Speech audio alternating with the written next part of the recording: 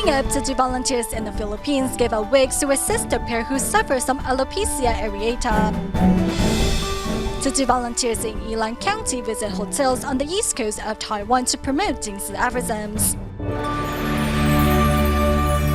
Welcome to DaAi Headlines. I'm Helen Liao. Thank you for joining us.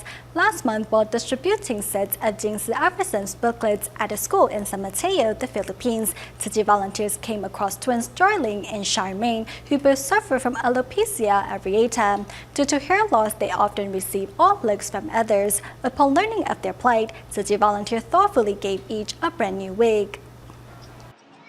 Two faces with beautiful eyes. At first glance, many might call them twin brothers. However, the two are actually twin sisters.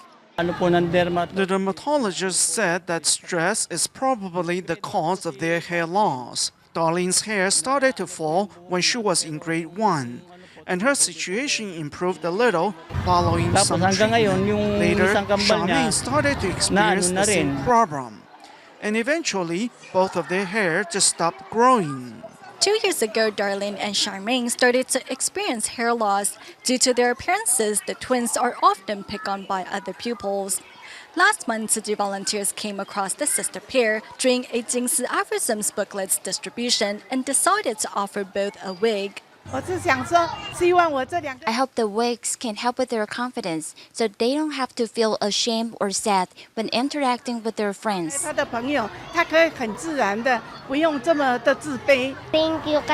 you, Tzu Chi volunteers, for offering my sister and I free wigs.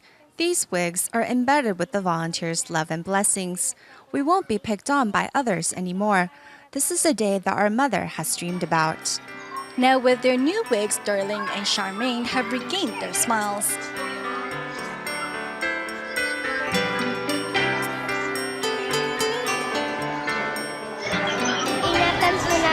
We will take good care of our wigs so we can use them for a long time. Thank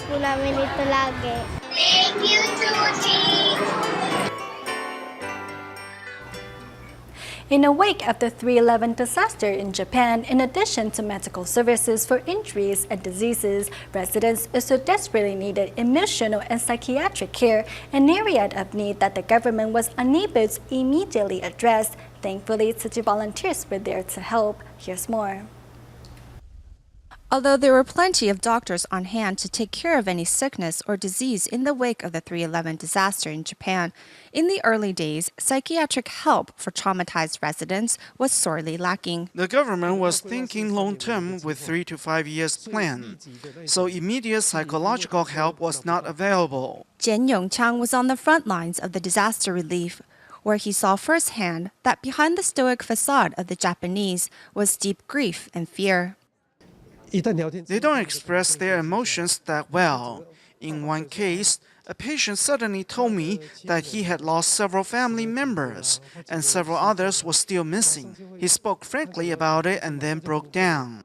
In the wake of major natural disasters, statistics show that 5 to 15% of victims suffer from acute stress reaction, with 8 to 15% of those later suffering from the more serious post-traumatic stress syndrome. However, with treatment, usually lasting a year or so, half of that number can make a full recovery. In light of these numbers, in addition to offering companionship, volunteers also gave aid recipients a flash drive filled with the inspirational Tzu Chi songs that had been translated into Japanese. The beat and sounds of music can help us enter into a calmer state of mind, and also help us settle our emotions. While doctors attended to the sick and injured, Tzu Chi volunteers did their best to heal the invisible wounds inside the hearts of those living through the horrible days following the 3/11 disaster. With Tzu Chi recently releasing the breakdown of how the $70 million it received in donation were used in the wake of the 3/11 earthquake and tsunami in Japan, there have been questions regarding a few of the expenses. Next, we answer any doubts on how and why this money was spent. The Tzu Chi Foundation recently released an itemized list on how the foundation spent the $70 million it had received in donations on behalf of the victims of the 3/11 disaster in Japan. The foundation's biggest expenditure was the distribution of consolation cash. Following was the support for lunches and transportation for children living in the disaster areas. However, what aroused interest was the $30,000 that was spent on unspecified books and 3,000 flash drives, things that don't seem to have to do with disaster relief. What is important to understand is that Tzu Chi is not only about helping people materially, but emotionally and spiritually as well. Therefore, during the consolation cash distribution, volunteers included flash drives onto which inspiring songs and Master Cheng Yin's lectures had been uploaded. When we played these songs at the community centers, the room became silent. Everyone was listening as they realized that the world is full of people thinking of them. It was a source of immense spiritual support, whose value far exceeded the cost of these flash drives. While the books in question was actually this 2-volume set, which through stories and testimonials, detail the work Tzu Chi had done in Japan in the weeks and months following the disaster. We have a responsibility to our donors to let them know the benefits that their donations are having in disaster-stricken areas and how their money has helped residents leave behind despair and face their situation in a more positive way. As the distribution happened in the dead of winter, volunteers would often prepare hot food and snacks for the waiting aid recipients. One volunteer offered a loan of $19,000 to pay for these items, money that was repaid at the end of 2011 and thus appears on the itemized list. Tzu Chi's aid in the wake of the 3/11 disaster in Japan stretched over 1,000 days, involving 4,283 trips by volunteers, and helped over 700,000 people, all made possible by the love of people looking to give back. The $5 million that was left over following the approval of the Ministry of Health and Welfare was used on behalf of victims of Typhoon Haiyan in the Philippines, ensuring every cent of the initial $70 million in donations found its way into the hands of people who needed it most. Returning to two impoverished communities in Lesotho, Tzu Chi volunteers are helping to spread love and care in Tawanying and Machache. These two communities have long been under Tzu Chi's wing, and because of the volunteers' encouragement over the years, have slowly come to accept Tzu Chi in their hearts. Under the blue sky, Tzu Chi volunteers in Lesotho spread Tzu Chi's ideals to residents. In Matukan community, we thought we were too poor to help others, but the Tzu Chi volunteers taught us to love one another. They gave us corn seeds to plant. After they were harvested, we then had the ability to share them with the less fortunate.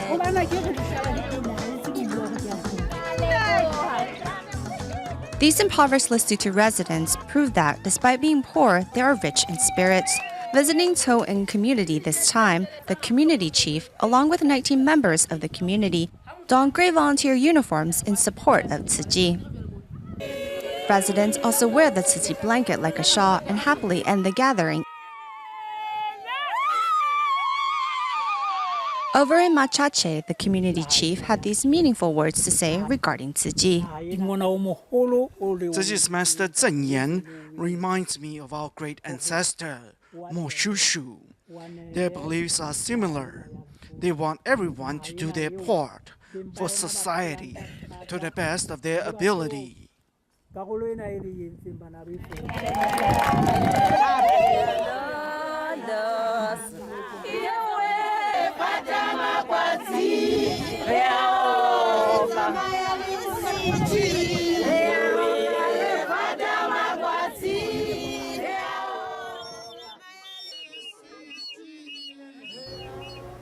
In northern Thailand lives a group of Chinese who have been there since the end of the Chinese Civil War in 1950. Treated like refugees without access to resources, they have been living in poverty for decades. To help, the students of Lingdong University in Taichung, Taiwan, started visiting the Chinese communities in northern Thailand in 2008 to share their love and knowledge with local children.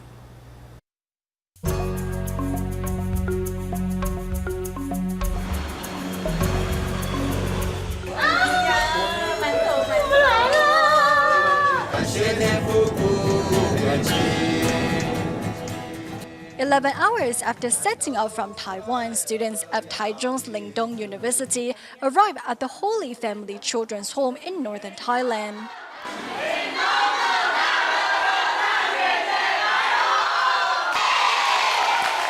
The children share the same skin tone and facial features as the visitors from Taiwan and even speak the same language, which quickly closes the distance between the two groups. When I compliment them, they will say thank you and smile very genuinely. They will write your nickname and I love you on every drawing they do, which really touched me. Having already made the trip twice, Jing Si has kept each of the cards the orphans gave her. She says poverty did not rob these children of their innocence. The university's overseas volunteer service began visiting the orphanage and Huilong Village Chinese Elementary School in Chiang Mai of northern Thailand in 2008 to help local teachers pass on useful career skills. 有耐心的等待，我们所教授的孩子才有可能成功。这个准备好了吗，妈妈？准备好了。我们要去买菜喽，手工起来，我们。We hope to pass on useful job skills through the trip, so we encourage our students to share what they know to help inspire the passion for knowledge in these children. We are partner. We are team.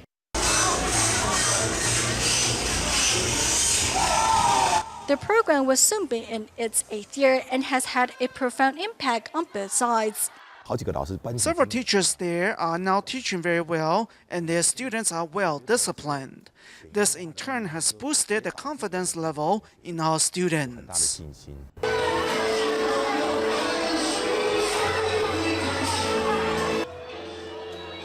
All things must come to an end. After the 3-week visit, the visitors have bonded deeply with the children, so when it's time to say goodbye, tears are shed on both sides. Though parting is never easy, they go their separate ways with love and blessings that will enrich them for the rest of their life.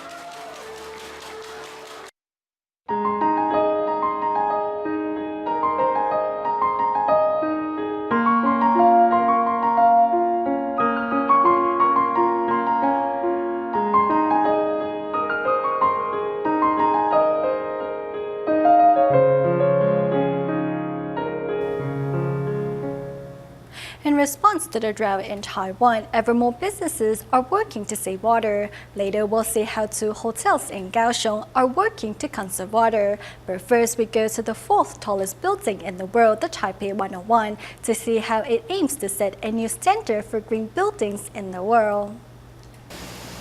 Even though Taipei 101 is now only the 4th tallest building in the world, it still draws hundreds of visitors every day, and thus its demand for electricity and water has always been high. Now the building is striving to be one of the world's greenest buildings. 101 has a total of 12 rainwater collection platforms such as this one. The water is sent to a holding tank underground, and after filtering, it will be used for gardening and flushing toilets. We have built a rainwater collection system with a 50,000-ton capacity.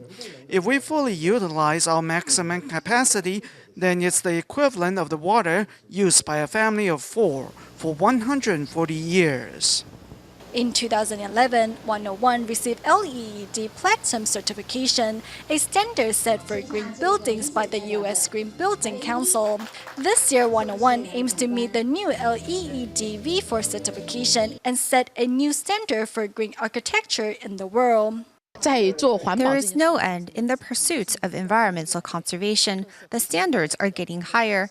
The waste recycling ratio will be increased from 50% to 75% this time. Before, when you turned on the faucet, water would splash out. To conserve water, the Hansheng Hotel in Kaohsiung is adding sensor activation to all faucets in public areas, while water pressure setting in guest rooms have been reduced. Under the original pressure setting, it took only 2 seconds to fill a 500cc cup. But now 2/3 of the water used can be saved with a lower setting. There are also notices in bathrooms to remind guests to take a shower instead of bath to save on water. With the water pressure reduced by 80%, the hotel has cut its water usage by 60%, which is nearly 100 tons of water a day, an amount that could sustain a small household for 10 days. For guests who bring their own towels, the hotel is even offering a discount. This way, the need for laundry service is reduced. This way, we don't have to wash so many towels, which helps reduce water usage. 可以又省钱，然后又 We get to save money and help the environment, and it's not that inconvenient. 那个就是不方便。 The water level of the pool has been lowered. Normally, it would nearly overflow. Even the Kaohsiung Grand Hotel is saving water too. Both its jacuzzi and water fountain have been shut down, a step that helps remind guests that everyone needs to work together to cherish our water.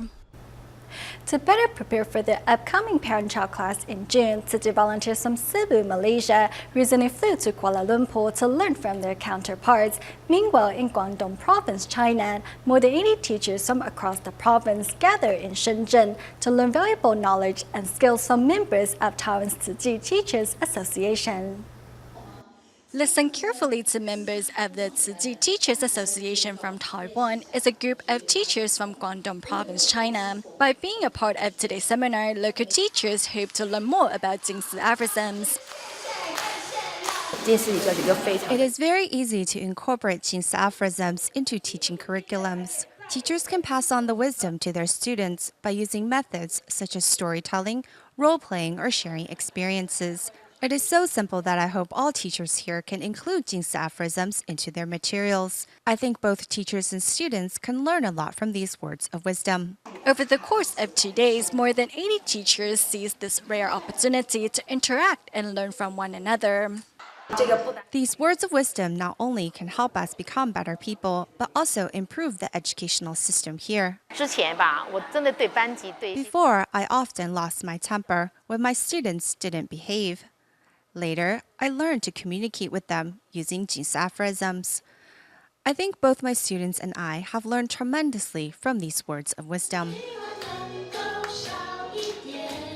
In the years to come, teachers on both sides of the Taiwan streets promise to use Jing Si Aphorisms to continue guiding their students on the right path. To better prepare for their upcoming parent-child class, 5 volunteers and a middle school teacher from the Tzu Chi Cebu Liaison Office have arrived in Kuala Lumpur to learn from their counterparts. We need to put in a lot of thought when designing the lessons, so to capture the children's attention. The Jing Si Aphorism classes can inspire children to rethink their actions and repent for their wrongdoings. I am extremely thankful to have this opportunity to come here and learn from others. I think by adding Jing Si Aphorisms into my teaching curriculum can inspire my students to have more confidence and change for the better. Besides learning how to incorporate Master Jingin's words of wisdom into teaching materials, volunteers from Cebu also joined a parent-child class organized in Kuala Lumpur. I have gained so much from attending the parent-child class.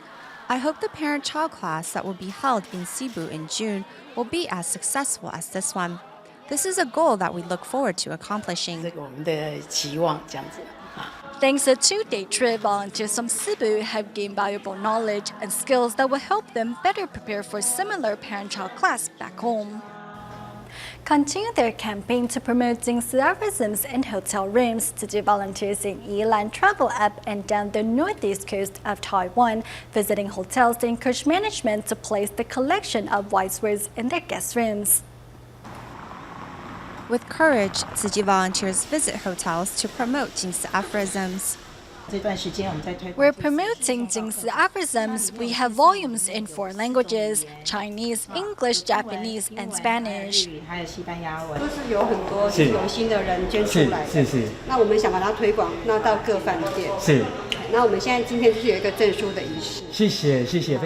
Widely accepted by travelers, Jing Si Aphorisms are phrases that are full of meaning, but at the same time are not too religious. Many of our guests said they were inspired after reading them. I think it is just like what the Tzu Chi sister said. Your mindset is changed and you think about things on different levels.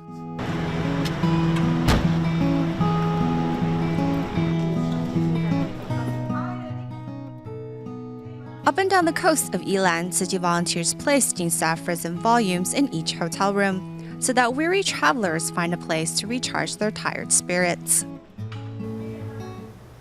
In the United States, Tzu Chi volunteers from Seattle started a spiritual counseling program in 2009 to help those who serve jail time. Working with the South Seattle College's new Holy Learning Center, Tzu Chi volunteers arrange suitable courses for these former inmates. At every graduation ceremony, Tzu Chi volunteers gave Jing Si Aphorisms to the students as their blessings. In Seattle, the United States, Tzu Chi volunteers have been promoting a spiritual counseling program since 2009 at a South Seattle college. At every graduation ceremony, volunteers always give Jing Si Aphorisms to the students and share the wisdom contained within, hoping the student will use the knowledge in the book as guidelines. The program of South Seattle College gave me the opportunity to change my life and to get my life back on track. And having the Tzu Chi there supporting us means all the world. I've gotten used to seeing you and counting on the art programs and the meditation and the graduation. Your participation in it is amazing. But I'm grateful for the experience. I'm very thankful for the effort that you put forth and the kind, caring, compassionate, and the respect and the love that you shared with me through my learning experience here at South Seattle College. Dedicated to doing more good deeds, Seattle's volunteers wish to turn everyone away from a life of crime. In British Columbia, Canada, the Tzu Chi Canada chapter recently held a Chinese medicine health seminar. The guest speaker, Liu Xiaoning, a doctor with nearly 30 years of medical experience, was invited to share different ways of relieving and preventing joint pain. If a person has difficulties moving around, then he or she is more likely to age quicker. In Vancouver, Canada, Liu Xiaoning shared his medical expertise as he addressed the attendees' various concerns. A kneecap is not flat. Instead, it has 7 articular facets. While looking at the images and listening to Dr. Liu's explanations, attendees take notes on how to best achieve joint pain reduction. The articular capsule of the joints can be affected by the environment around us. For example, cold weather, rain, humidity, and air pressure can induce joint inflammation.